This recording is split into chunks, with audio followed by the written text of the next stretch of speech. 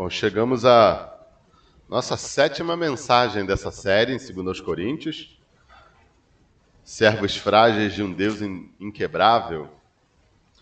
E nesse ponto da carta, nós chegamos agora ao capítulo 8, aos capítulos 8 e 9. E nesse ponto da epístola nós já vimos bastante coisa, né? Paulo já explicou para a igreja sobre a sua mudança de planos. Paulo já falou sobre a natureza do seu ministério, o ministério da nova aliança. Paulo já falou sobre os seus sofrimentos, sobre as suas vitórias, sobre as suas expectativas e sobre o seu amor pela igreja, como ele amava a igreja e pediu à igreja que não fechasse o seu coração para ele, não desse ouvido àquelas pessoas que estavam envenenando eles contra o apóstolo. E ontem nós falamos sobre como o apóstolo Paulo ficou feliz quando ele encontrou Tito na Macedônia e Tito disse para ele que os coríntios responderam bem à carta que ele havia enviado. Uma carta até dura, a carta que nós não temos, uma carta dura, mas que eles responderam bem, se arrependeram e eles estavam dispostos, eles estavam prontos a receber o apóstolo Paulo novamente e a demonstrar o seu amor por ele. Eles se arrependeram dos seus pecados, se arrependeram da sua atitude, mas ainda havia algumas coisas a lidar. Lembrando que uma das situações que ocorriam naquele tempo ocorria naquele momento entre as igrejas, era a organização de uma grande coleta de recursos para serem enviados às igrejas da Palestina. As igrejas lá na Palestina, lá na Judéia, na Galiléia, no território onde Jesus andou, onde Jesus viveu, aquelas igrejas elas estavam passando por dificuldades financeiras. As pessoas estavam passando fome, passando necessidade, por uma série de fatores. Houve fome na região, uma fome que foi profetizada pelo Ágabo, lá no livro de Atos. Havia também, parece que houve meio que uma generosidade não equilibrada daqueles irmãos lá no início do livro de Atos, quando eles vendiam todas as suas propriedades e ajudavam os mais pobres da igreja. Eles faziam aquilo porque eles eram generosos, mas eles exageraram na dose um pouco, porque eles achavam que Jesus estava voltando logo ali. Jesus voltaria, sei lá, semana que vem. Então vamos vender tudo. Agora, haviam se passado já 20 anos, 25 anos da ascensão de Jesus. Jesus ainda não tinha retornado e aquelas pessoas não tinham mais propriedades para compartilhar. Então, houve essa fome, a falta de recursos e a perseguição que a igreja sofria na Palestina por conta das autoridades judaicas e também das autoridades governamentais, criou a tempestade perfeita. Paulo, então, desafiou igrejas de outras partes do império, igrejas da Macedônia, que era uma região pobre, igrejas da Acaia, que era uma região mais rica, lembrando que Corinto era a capital da Acaia, igrejas da Ásia Menor. Ele desafiou essas igrejas a fazer um levantamento de recursos e poder enviar para as igrejas lá da Palestina. Então, Paulo prepara a igreja. Nesse momento, ele vai falar sobre isso. E essa ideia de generosidade no cuidado com os servos de Deus, isso é um tema muito importante em toda a história da igreja. Aliás, esses dias eu estou hospedado na sede da MEVA. Provavelmente todos vocês aqui, ou quase todos, conhecem a MEVA, Missão Evangélica da Amazônia. Ela tem início há décadas, acho que quase 50 anos, ou algo do tipo, e ex-alunos do Seminário Bíblico Palavra da Vida, desafiados a alcançar os povos indígenas, principalmente os Yanomami, para começar, eles, junto com outras pessoas, eles fundam a MEVA aqui em Boa Vista e começam, por meio do trabalho da MEVA, a alcançar esses indígenas da região e mais lá para as bandas lá de onde os Yanomamis moram. Só que eles não tinham nada no começo, né? Eles dependiam totalmente de recursos que vinham de ofertas. Todos os missionários eram mantidos pelas igrejas, tudo que eles tinham, eles dependiam das igrejas, dependiam de ofertas de irmãos de vários lugares do Brasil e de vários lugares do mundo. E nesses últimos dias hospedado na MEVA, eu cheguei à MEVA e você chega a uma base bonita, um prédio, tem até uma foto que eu coloquei ali nos slides, uma base bem bonita, com tudo bem estruturado, o quarto que eu estou, todo bonito, o apartamento, tem apartamentos para missionários lá, os missionários estão nas aldeias, mas quando eles precisam vir à cidade passar um tempo, por alguma razão, tem um lugar para eles ficarem, tem lugar para as crianças. No fim da tarde você ouve a barulheira das crianças brincando, correndo para cima e para baixo. Então um lugar assim belíssimo, uma base belíssima, e um local que você olha e você fala assim, nossa, o pessoal aqui deve ter dinheiro para quem? O incauto que chega lá sem saber do que se trata, deve chegar lá e falar assim, nossa, o pessoal aqui deve ter dinheiro para manter, para construir isso tudo aqui, para manter. Melhor que muita estrutura aí em muito lugar do Brasil.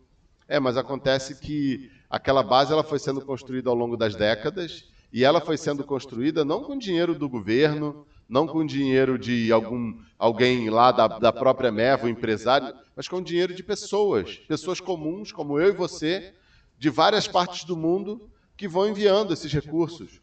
Os missionários hoje eles vão para a aldeia.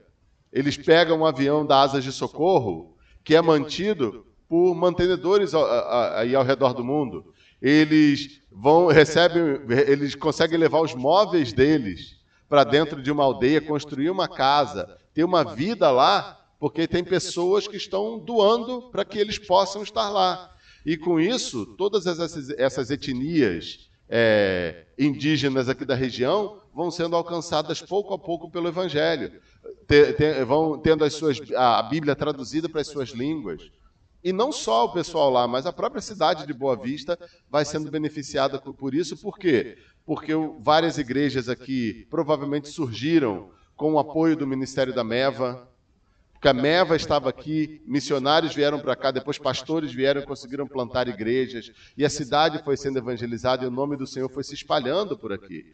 Tudo isso feito com os recursos levantados por mantenedores, por pessoas comuns como eu e você.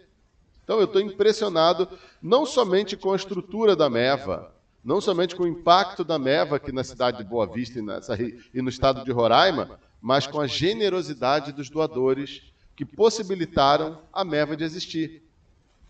E não foi só a MEVA, não. Essa igreja, vocês pagam o aluguel, isso aqui é alugado, né? Aqui e o outro prédio ali na frente, vocês pagam o aluguel dos 2 prédios. O dinheiro não nasce em árvore, né? A não ser que o pastor seja um garimpeiro aqui que encontrou uma jazida de ouro, eu não sei. Esse dinheiro vem de algum lugar. São vocês que sustentam a obra. Vocês é que tiveram a capacidade de se unir para comprar um terreno ali e logo, logo, se Deus quiser, vocês vão começar a construir o edifício lá, o salão de culto de vocês, para poder se mudar para lá e não ter mais que pagar aluguel. Então, tudo isso é fruto da generosidade. E Paulo vai falar, nesse texto que nós leremos hoje, sobre generosidade. Aliás, ele vai tocar num assunto, é o assunto mais sensível de se tratar nas igrejas hoje, nas igrejas tradicionais, mas, ao mesmo tempo, o assunto sobre o qual o Novo Testamento mais fala. Vocês sabiam que o Novo Testamento fala mais de dinheiro do que de qualquer outra coisa? É o assunto mais mencionado em todo o Novo Testamento. E Paulo não podia ficar de fora. Ele soma esforços com os outros autores para tratar desse tema das finanças. E nesse momento, eu quero falar sobre lidando com as ofertas da igreja.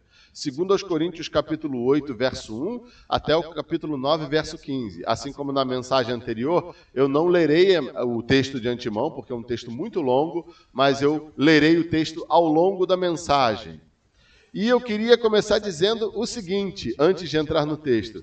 Ofertas expressam generosidade voluntária e devem ser tratadas com cuidado. Então, ofertas, elas expressam generosidade voluntária, porque ninguém coloca uma arma na tua cabeça para fazer você ofertar, e elas devem ser tratadas com cuidado, e é sobre isso que Paulo vai tratar nesse texto. Vamos orar mais uma vez e pedir ao Senhor que nos conduza aqui.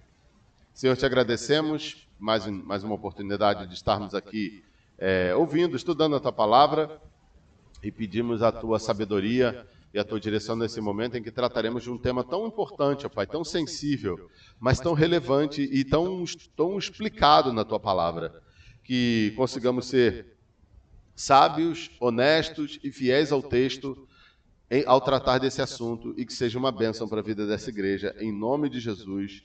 Amém. Eu quero abordar nesse texto, nessa longa passagem com vocês, 3 princípios para lidarmos com as ofertas da igreja. 3 princípios para lidarmos com as ofertas da igreja. E aqui, antes de começar, eu quero fazer uma distinção que eu creio seja uma distinção bíblica e uma distinção relevante. Oferta é diferente de dízimo. Oferta é diferente de dízimo. O que é o dízimo? O dízimo é aquele recurso financeiro que você tira da sua renda mensal e você entrega para a obra do Senhor. Isso é o dízimo. O dízimo, hoje há uma defesa veemente de que a Bíblia não trata do dízimo. O dízimo era uma coisa do Antigo Testamento, era uma coisa da lei. Só que, na minha opinião, baseado naquilo que eu estudei nas Escrituras, o dízimo não é algo da lei mosaica. Algumas pessoas falam, a lei mosaica passou, portanto nós não precisamos mais entregar o dízimo, hoje nós precisamos ofertar ao Senhor, ofertar à igreja. Eu, pessoalmente, não entendo que seja assim. O dízimo ele é anterior à lei mosaica. Os patriarcas já ofereciam o dízimo de tudo que eles recebiam. Os patriarcas, o Abraão entregou o dízimo de todo o espólio de guerra que ele conquistou quando ele volta da batalha contra os 5 reis e passa por Salém contra o Melquisedeque.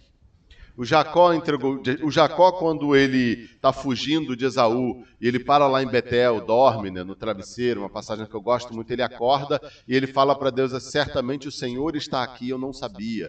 Eu digo a ti, se o Senhor me proteger na minha ida e na minha volta, eu prometo que eu voltarei a esse lugar e eu oferecerei o dízimo de tudo aquilo que o Senhor me entregar. Então o dízimo eu não sei, a Bíblia não explica quem estabeleceu esse padrão, mas era um padrão adotado pelos patriarcas de Israel e era um padrão adotado por pessoas do mundo antigo.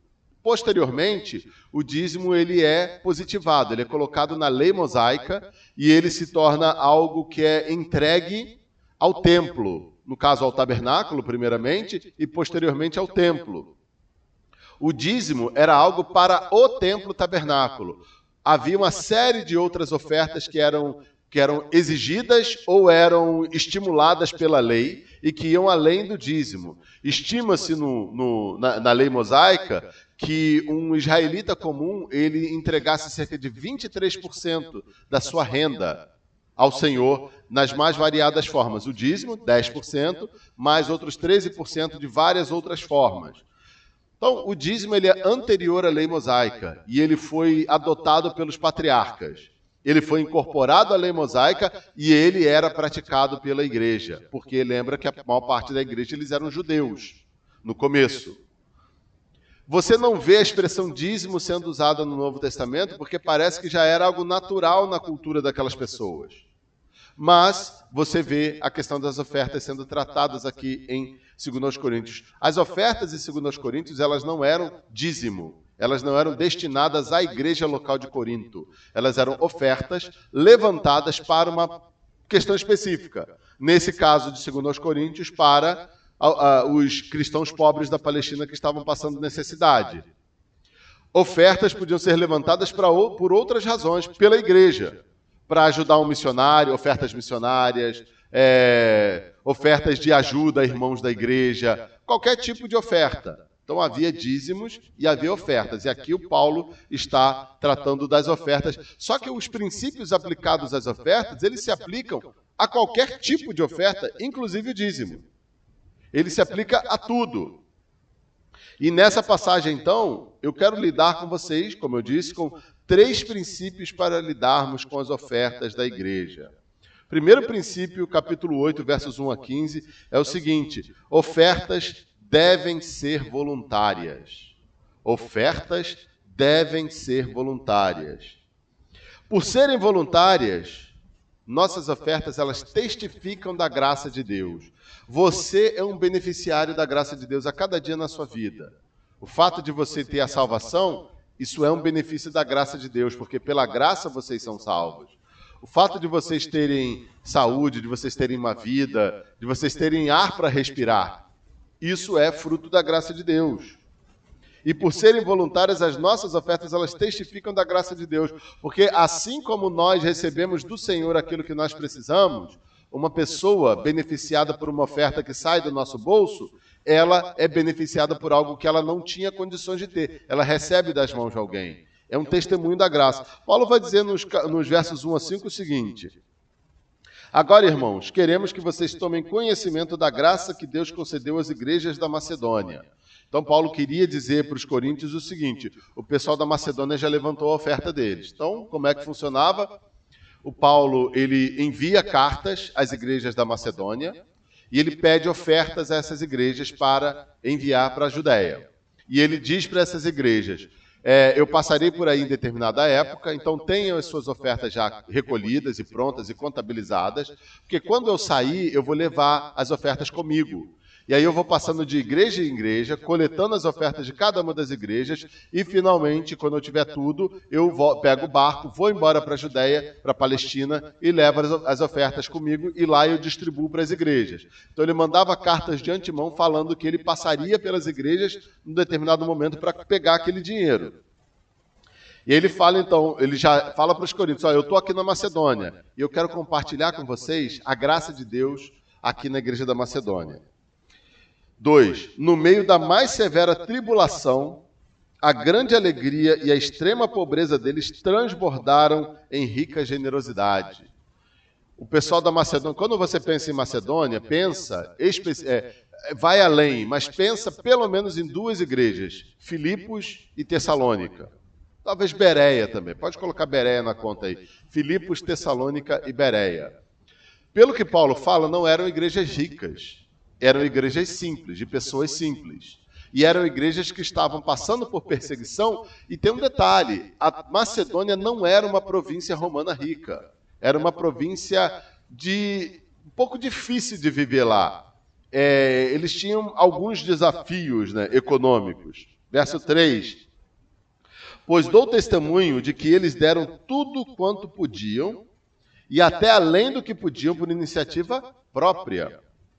Eles nos suplicaram insistentemente o privilégio de participar da assistência aos santos. Não sei se Paulo chegou para eles e falou: não, pessoal, pode ficar tranquilo, vocês estão com dificuldades financeiras, eu entendo a situação de vocês, então deixa passar dessa vez. Ele: não, a gente quer participar, porque isso aí é privilégio nosso. E não somente fizeram o que esperávamos, mas entregaram-se primeiramente a si mesmos ao Senhor e depois a nós pela vontade de Deus. Ou seja, eles não deram só dinheiro, gente, eles deram a si mesmos. E aí, Paulo, está precisando de alguma ajuda? Precisando, pode contar com a gente. Quer levar alguém aqui da igreja para ajudar você a carregar as ofertas? Precisa de alguém aqui para ajudar você nessas viagens que você faz aí? Está precisando de um lugar para ficar? Precisa de alimento? Pode contar com a gente que estamos aí para ajudar vocês. Então, por serem voluntárias, nossas ofertas testificam da graça de Deus. E as ofertas da Macedônia estavam testificando exatamente disso. E aí ele continua nos versos 6 a 10. Assim, recomendamos a Tito que, assim como ele já havia começado, também completasse esse ato de graça da parte de vocês. Então ele enviou Tito à frente. Paulo estava na Macedônia e ele envia Tito levando essa carta. Segundo aos Coríntios, foi levada pelo Tito para a igreja de Corinto. E ele está enviando Tito adiante dele para que Tito antecipasse ali a coleta. Todavia, verso 7, assim como vocês se destacam em tudo, na fé, na palavra, no conhecimento, na dedicação completa e no amor que vocês têm por nós, destaquem-se também neste privilégio de contribuir. Pelo que parece, a não ser que Paulo estivesse elogiando, eu acredito que ele estava falando a verdade aqui. Pelo que parece, a igreja de Corinto era uma igreja de gente diferenciada. Lembrando que Corinto era uma cidade podre de rica e era uma cidade super importante. Era uma cidade repleta de pessoas com grandes conhecimentos, né, grandes empresários, pessoal do ramo da navegação, da indústria portuária, da indústria da logística, da indústria alimentícia. Corinto era um local onde havia grandes mestres, né, filósofos que ensinavam pessoas. Corinto ficava próximo a Atenas, que nessa altura do campeonato era basicamente uma cidade universitária. Então, a igreja de Corinto, ela representava bem a sociedade de Corinto, uma sociedade abastada. E Paulo falava: vocês se destacam em todo o mundo mediterrâneo, com tudo que vocês têm. Destaquem-se também por contribuir. Verso 8, não lhes estou dando uma ordem, mas quero verificar a sinceridade do amor de vocês, comparando com a dedicação dos outros. Paulo não estava mandando eles ofertarem, não era isso. Paulo estava pedindo para que eles ofertassem, porque as ofertas eram voluntárias. Mas ele, ao mesmo tempo, estava falando assim, ó, a decisão é de vocês, mas eu quero ver se vocês chegam junto, igual o pessoal da Macedônia chegou. Eu vou comparar. Talvez não o montante, porque, pelo visto, Corinto podia ofertar muito mais, mas a atitude, mas a dedicação, Paulo compararia. Versos 9 e 10, pois vocês conhecem a graça de nosso Senhor Jesus Cristo, que, sendo rico, se fez pobre por amor de vocês, para que, por meio da sua pobreza, vocês se tornassem ricos. Ou seja, Deus desceu do céu, assumiu a forma de um homem, de servo, como Paulo fala lá em Filipenses, né? Humilhou a si mesmo, tomando a forma de servo, e morreu numa cruz pelos nossos pecados. E por conta dessa morte de Jesus, nós temos perdão dos nossos pecados, e por causa da sua ressurreição, nós temos vida. Deus, que é dono de tudo, se humilhou e se empobreceu para que nós fôssemos ricos. Esse é o meu conselho. Convém que vocês contribuam, já que desde o ano passado vocês foram os primeiros, não somente a contribuir, mas também a propor esse plano. Então, vocês no ano... Gente, ano passado vocês é que surgiram com essa ideia. Vamos levantar uma oferta para ajudar o pessoal da Judéia? E aí eles levantaram a oferta, eles contribuíram.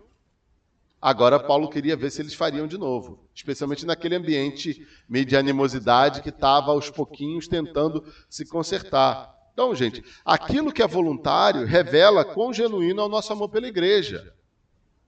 Paulo queria ver a genuinidade do amor da igreja de Corinto pelas outras igrejas, pela igreja de Cristo como um todo, lembrando que existe uma igreja universal dividida em várias igrejas locais. Todo crente nascido de novo em Jesus Cristo é membro da Igreja Universal do Reino de Deus. Não a concorrente ali do outro lado da rua, porque nem concorrente é. Se bem que é concorrente, né? Para enganar é uma seita, né? Então seitas concorrem com a verdade. Mas, enfim, todo crente nascido de novo em Jesus Cristo é membro da Igreja de Jesus Cristo no mundo todo. Eu ia falar da Igreja de Jesus Cristo Santo dos últimos dias. Não é isso.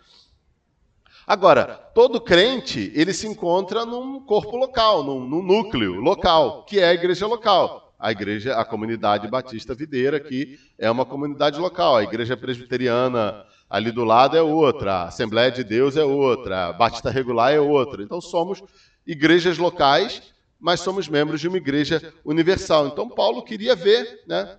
Aquilo que é voluntário revela quão genuíno é o nosso amor pela igreja. Ele queria ver a igreja de Corinto, uma igreja local, demonstrando o amor por outra igreja local que era parte do mesmo povo. E aí ele continua nos versos 11 a 15. Agora, completem a obra, para que a forte disposição de realizá-la seja igualada pelo zelo em concluí-la. Então, aquilo que vocês propuseram no ano passado, vocês fizeram uma vez, e vocês se propuseram a fazer de novo, completa isso.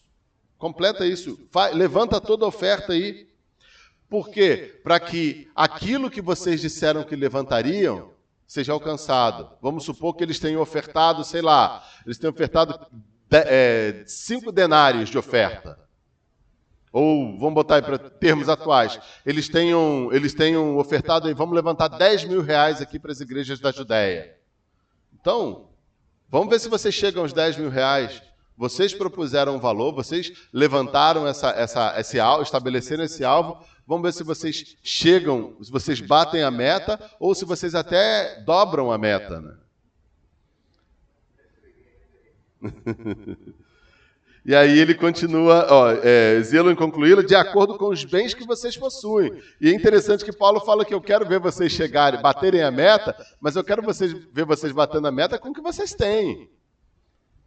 Não é com o que os outros têm, ou não é entrando em dívida, não, é com o que vocês têm. Porque se há prontidão, a contribuição é aceitável de acordo com aquilo que alguém tem, e não de acordo com o que não tem. Então, se você fala assim, eu vou doar 100 reais de oferta, e você tem condições de entregar R$100 de oferta, você vai lá e entrega R$100 de oferta. Pode ser por Pix, pode ser por Pix físico, pode ser por, sei lá, transferência. Hoje nós temos várias opções. Pode ser entregando um bem que custa R$100, né? Sei lá. Então, a sua contribuição é aceitável a Deus se você se dispõe no coração a dar tanto e você entrega tanto. Deus fica feliz com isso. Ele continua. De acordo com o que você tem, não com o que não tem. Não adianta você falar assim, eu vou dar R$10.000. E você não tem como dar R$10.000. Você promete R$10.000 e não entrega. Não, é de acordo com o que você tem. Verso 13, nosso desejo não é que outros sejam aliviados enquanto vocês são sobrecarregados, mas que haja igualdade. E vocês não precisam dar tudo. Gente, você não precisa. Se o alvo, vamos supor, vocês são uma igreja batista da Convenção Batista Brasileira, certo? Vocês participam provavelmente da oferta missionária todo ano para a Junta de Missões Nacionais, Junta de Missões Mundiais, e nós temos o nosso alvo. Eu sou batista, embora eu seja um batista bem meia boca, que eu não estou na igreja batista hoje, mas nós temos o nosso alvo lá, tantos milhões para missões nacionais. A Convenção Batista Brasileira, ela não está interessada, ela não está preocupada se uma igreja só vai entregar tudo. Ela quer que todas as igrejas participem. Por quê? Porque ela sabe que não tem como uma igreja só fazer. Não quer ser pesado para ninguém. Ninguém está interessado aqui que uma igreja só se arrebente financeiramente para bancar a instituição e as outras fiquem de boa. O interesse é que todo mundo participe, que todo mundo chegue junto para não ficar pesado para ninguém. E aí vem um detalhe importante. Quando nós, como corpo de Cristo, entendemos que nós temos a nossa parcela de participação, juntos nós podemos tomar decisões financeiras, sabendo que não vai ficar pesado para todo mundo.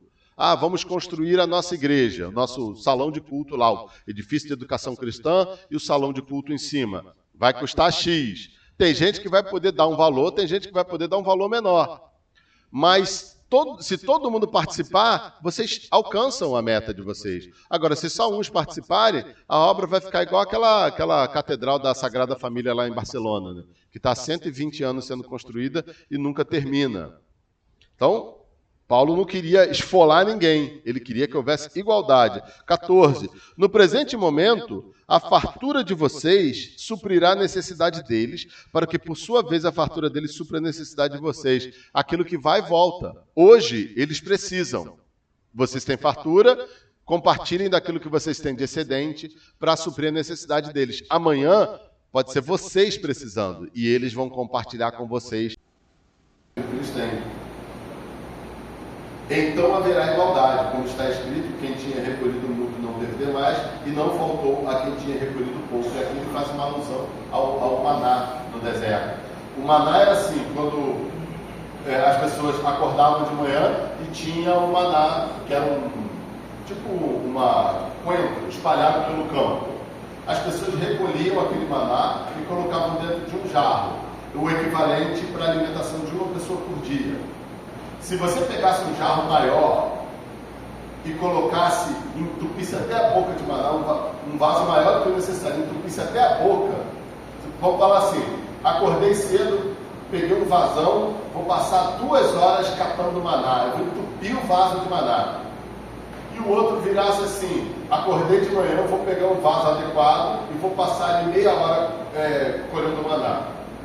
Colhia. O que passou meia hora colhendo, ou o que passou 2 horas colhendo, a hora que eles fossem derramar o maná lá no moedor, para começar a fazer a farinha lá, sei lá o que o maná fazia, para preparar bolo, preparar comida, quem pegou muito, tinha voltado, o negócio não só tinha rendido o suficiente para aquele dia. E quem pegou o suficiente, estava lá, na mesma medida. Poxa, eu passei 2 horas catando esse troço, um vaso grande, você passou meia hora catando esse troço, e no final a gente tem a mesma coisa? Exatamente, porque Deus queria que todo mundo tivesse o mesmo. Isso não era comunismo aqui. Deus simplesmente dava o quanto ele queria para cada pessoa naquele dia. Então a ideia que Paulo está usando aqui do maná é para ressaltar essa questão da igualdade. Deus não quer que uns carreguem o peso todo nas costas, enquanto os outros não carregam nada. Ele gostaria que todos participassem dentro daquilo que eles têm, para que ficasse equilibrado para todo mundo. Porque se você tem 10 pessoas que podem dar 100, 10 pessoas que podem dar 50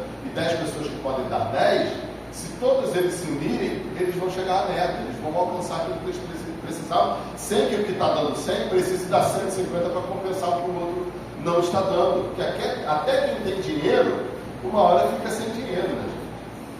Imagina assim. Quer dizer, nem todo mundo, mas na vida normal é assim. Então todos os membros da igreja deveriam ofertar voluntariamente. Essa é a ideia. Então esse é o primeiro princípio, ofertas devem ser voluntárias. Agora, nos versos 16 a 24, nós temos um segundo princípio. Ofertas devem ser manuseadas com cuidado. Olha só como esse é importante. Versos 16 e 17, ele fala assim, ó: agradeço a Deus ter ele posto no coração de Tito o mesmo cuidado que tem com vocês, pois Tito não apenas aceitou o nosso pedido, mas está indo até vocês com muito entusiasmo e por iniciativa própria. E por que o Tito estava indo até eles nesse momento? Para levantar a oferta, para ajudar a igreja a organizar, para manusear a coisa. Gente, ofertas devem ser manuseadas por pessoas que se importam com a igreja. Tito se importava com a igreja de Corinto.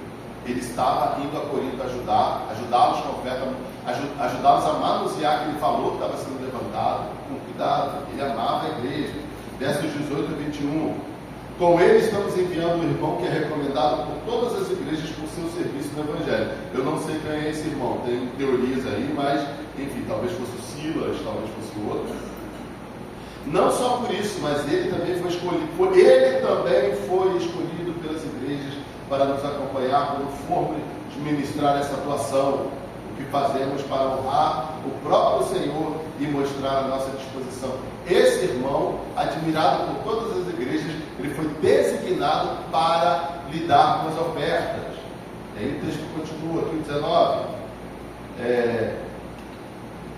20. Queremos evitar que alguém nos critique quanto ao nosso modo de administrar essa generosa oferta, pois estamos tendo cuidado de fazer o que é correto, não apenas aos olhos do Senhor, mas também aos olhos dos homens. E aqui você vê 3 pessoas, no mínimo, manuseando as ofertas que foram levantadas pela igreja: Paulo, Tito e esse irmão que foi escolhido pelas próprias igrejas, porque era alguém de confiança. As ofertas, elas devem ser manuseadas com cuidado por pessoas que se importam em manter um bom testemunho. Quem lida com dinheiro na igreja tem que se preocupar com o seu bom testemunho. Em algumas ocasiões, eu sou presbítero na minha igreja, eu não tenho nada a ver com a parte financeira, nada a ver.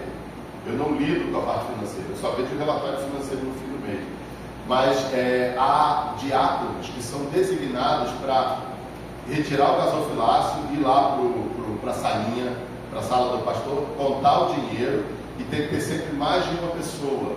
Em algumas ocasiões, tem um irmão lá muito querido, que ele vai estar um diácono na igreja, e em pelo menos umas 3 ocasiões ele me chamou. Eu estava sentado lá participando do culto, ele saiu e ele falou assim: Felipe, você poderia vir comigo para contar as ofertas? Aí você chega lá e você vê o cuidado dele contando, e até de outra pessoa contando, colocando tudo certinho, e aí me mostrando, eu vou, reconto, e todo mundo assina, e no final você tem um relatório financeiro lá que vai para a tesoureira da igreja, tudo transparente, e no final do mês a gente recebe um relatório com todas as entradas de cada culto, de cada situação lá, e qualquer irmão da igreja, qualquer membro da igreja, se quiser ver aquele relatório, pode ver.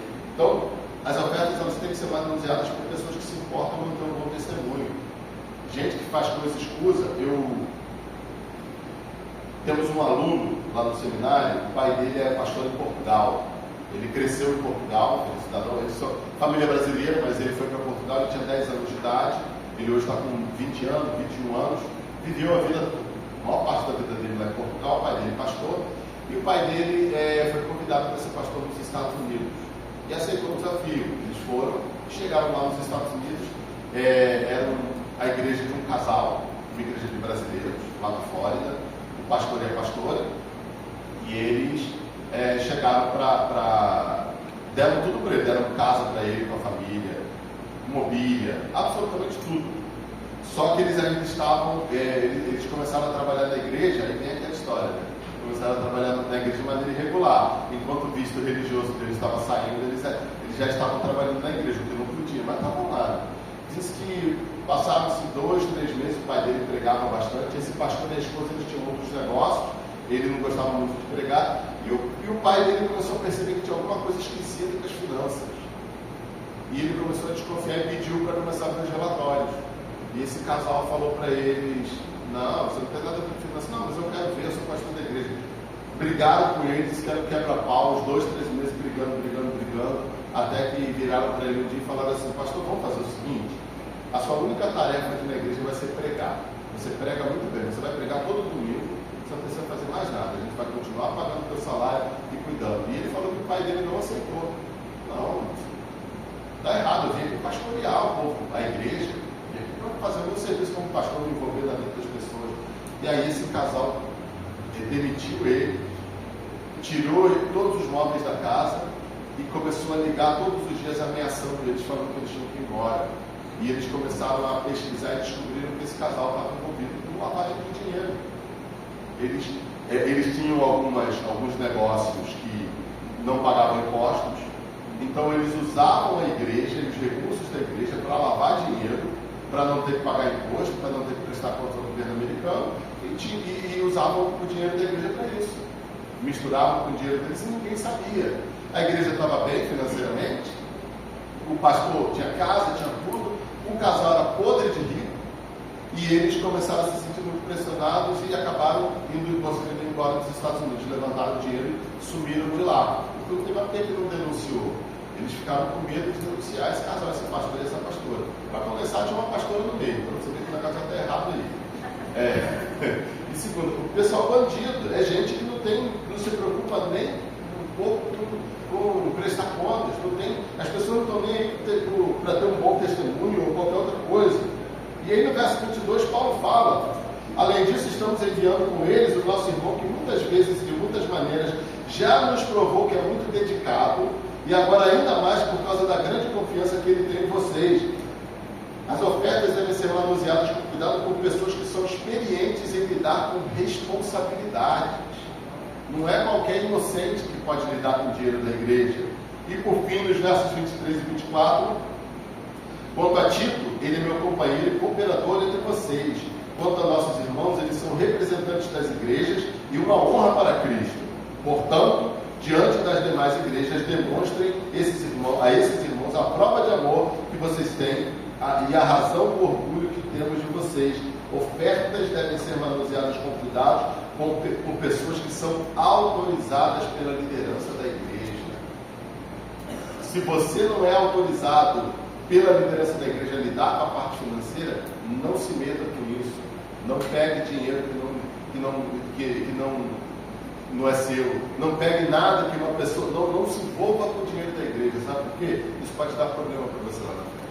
Agora, se você é autorizado, se você é membro da diretoria, da diretoria financeira, se você é tesoureiro, primeiro tesoureiro, segundo tesoureiro, terceiro tesoureiro, quarto tesoureiro, se você é aquele diácono que foi designado para pegar o gasofilácio, ir lá na sala atrás e contar e assinar tudo, é uma coisa. Agora, se você não tem nada a ver com aquilo, a não ser que você seja autorizado, o irmão, um dia o tesoureiro passa do seu lado e fala assim: irmão, vem aqui comigo que eu preciso da sua ajuda contando dinheiro.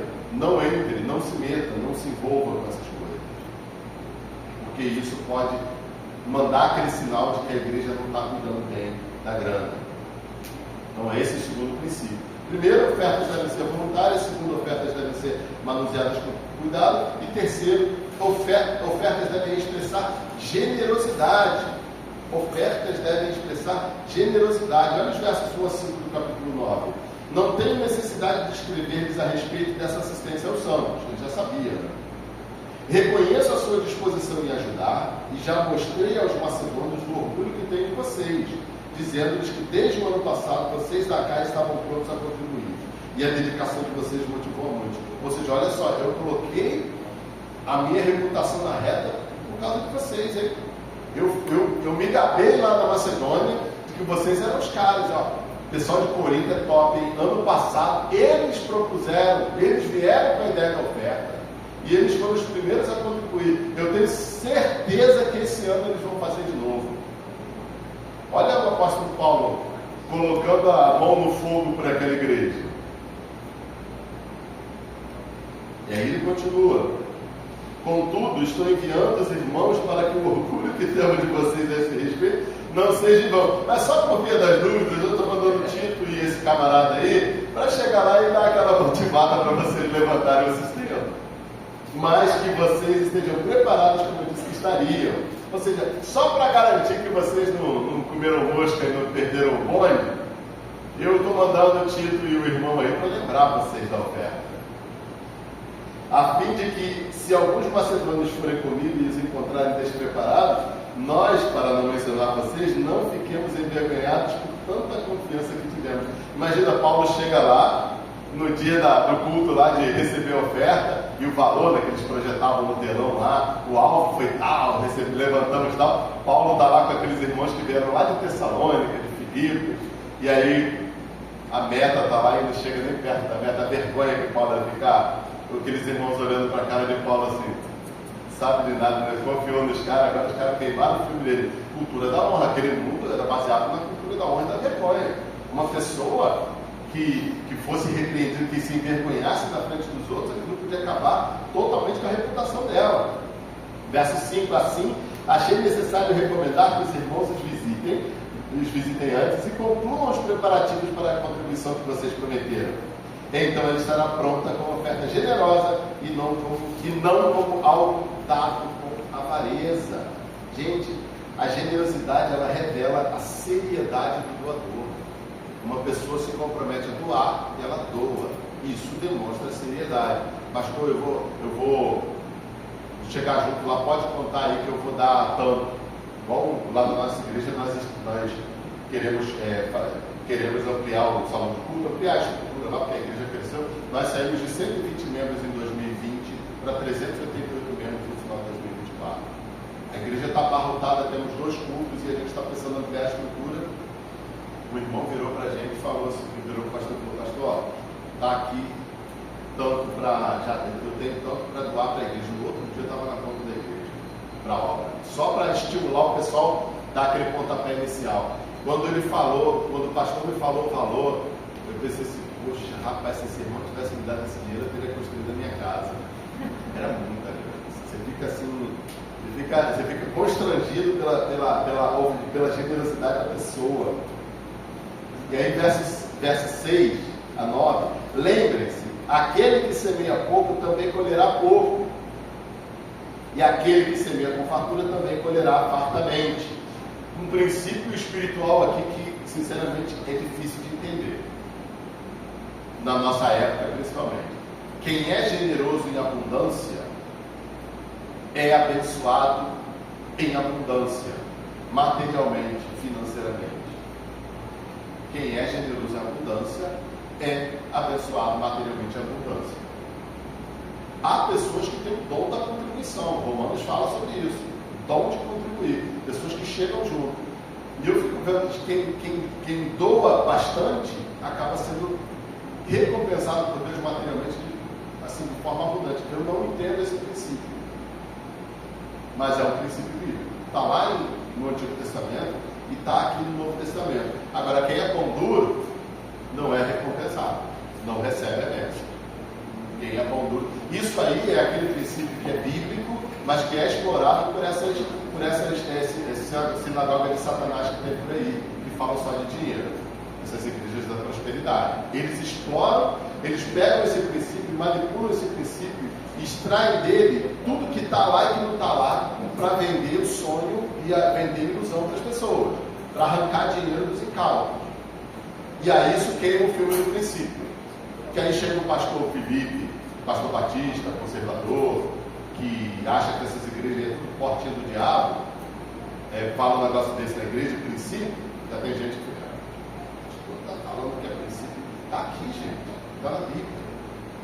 Eu não sei a medida em que isso se aplica. Eu imagino que toda a prosperidade material que eu tenho hoje, eu sou missionário, não nada em dinheiro.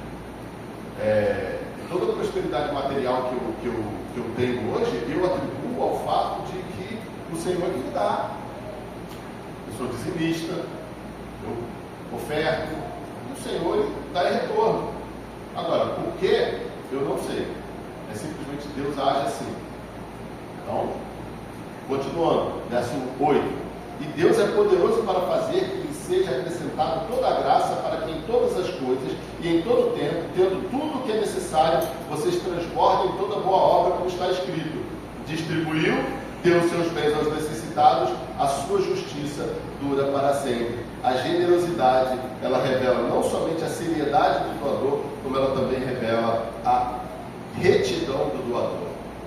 A pessoa que oferta de acordo com aquilo que ela propôs e com generosidade, ela demonstra a sua retidão. E por fim, versos 10 a 15, aquele que supre a semente ao que semeia e o pão ao que come, também lhe suprirá e multiplicará a semente e fará crescer os frutos da sua justiça. Olha que coisa interessante. Deus é o que supre a semente ao que semeia o pão ele supre a semente ao que semeia e o pão ao que come. Deus é que faz a lavoura crescer e Deus é que dá o pão nosso de cada dia. Ele também suprirá e multiplicará a semente e fará crescer os frutos da sua justiça. Ele vai fazer você ainda mais justo aos olhos dos homens. Como? Quando você é generoso. Quando você pratica a generosidade. E aqui ele está falando de generosidade financeira, principalmente. Verso 11. Vocês serão enriquecidos de todas as formas, para que possam ser generosos em qualquer ocasião, e por nosso intermédio, a sua generosidade resulte em ação de graças. E aqui ele fala um princípio que se aplica não só aos indivíduos, mas à igreja como um todo. Ele está falando da igreja de Corinto. Uma igreja que é generosa, pensa que aqui ele está tratando de generosidade, no contexto, a generosidade é de uma igreja local com outras igrejas locais. Uma igreja local que é generosa com outras igrejas, ela é profundamente abençoada. E aí eu me pergunto, igrejas que plantam muitas igrejas, isso é generosidade, elas são abençoadas. Igrejas que mantêm missionários no campo, são abençoadas. Igrejas que investem na obra de missões, igrejas que ajudam organizações cristãs, elas são abençoadas. Você pega aí quanta igreja que tem, elas cresceram a um determinado nível, tem trabalho de ação social, tem trabalho de recuperação de dependentes químicos, tem congregação. Você vê como essas igrejas começam a criar redes de trabalho e se expandir. Isso parece sinal da bênção de Deus.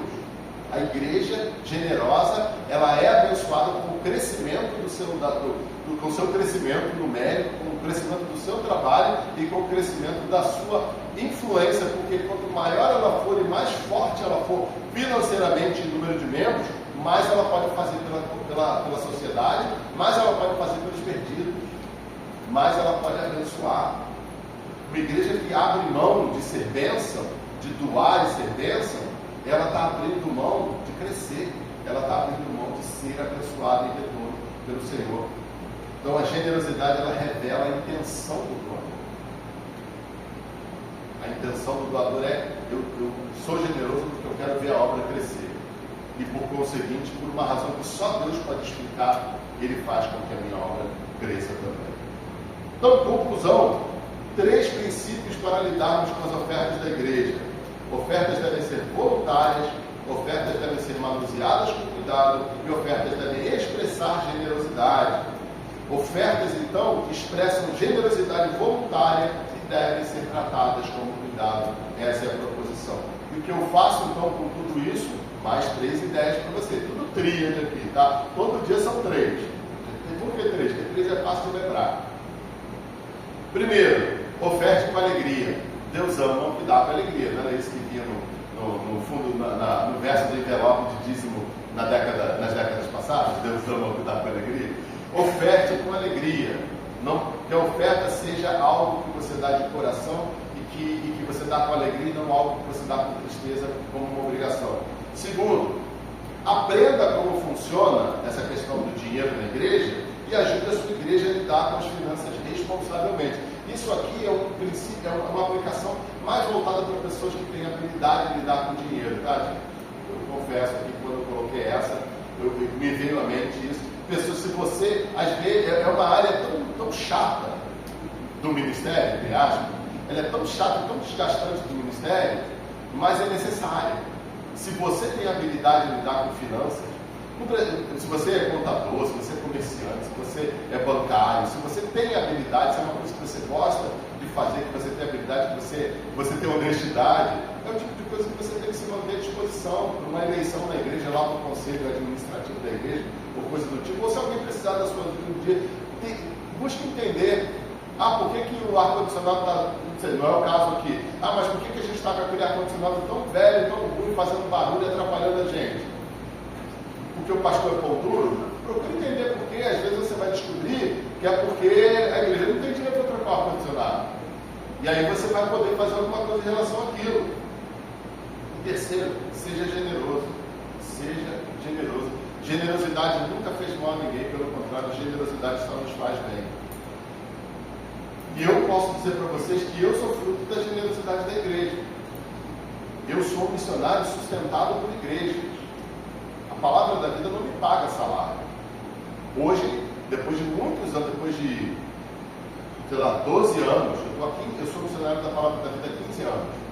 Depois de 12 anos, porque eles quiseram, porque eles puderam, eles começaram a me ajudar com um pouquinho para pagar a condição da minha família.